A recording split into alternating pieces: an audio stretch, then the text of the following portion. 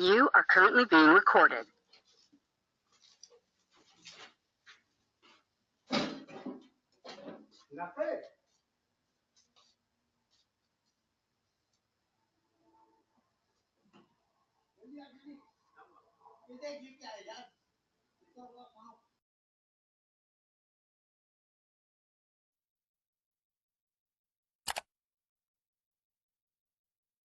Out of San Pedro, a 7-Eleven store there ransacked and damaged during a robbery early this morning.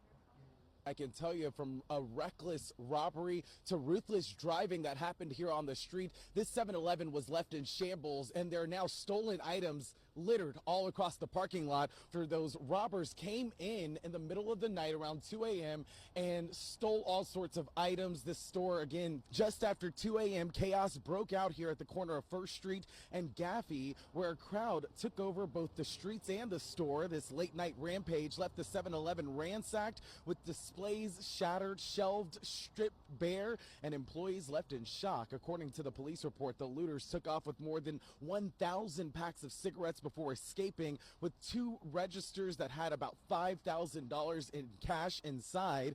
When the LAPD arrived, that crowd scattered. No arrests were made, leaving questions as to exactly how many people played a part in this robbery.